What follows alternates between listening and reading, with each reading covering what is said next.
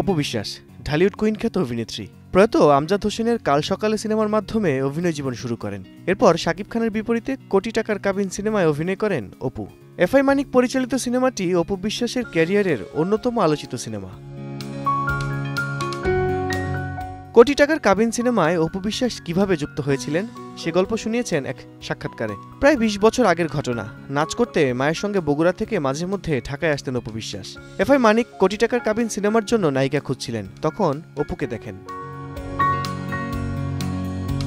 এক সাক্ষাৎকারে অপু জানান, সিনেমাটির কাজ শুরু করার পরিকল্পনা নিয়ে ঈদের দিন শাকিবের বাসায় আলোচনা হয়। সেখানে সবাই একত্র হয়ে শাকিবের বাসায় আড্ডায় মজেছিলেন। এরপর অপুকে নিয়ে শুরু হয় আলোচনা। জিজ্ঞাসা করা হয় কে এই মেয়েটা, তার সম্পর্কে খোঁজ নেওয়া হোক।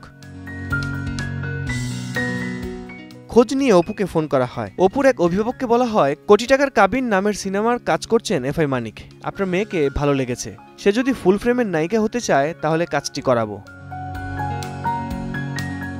অর্ধেক পাউডারে দ্বিগুণ উজ্জ্বলতা, নতুন রিন অ্যাডভান্সড অর্ধেক পাউডারে দ্বিগুণ উজ্জ্বলতা।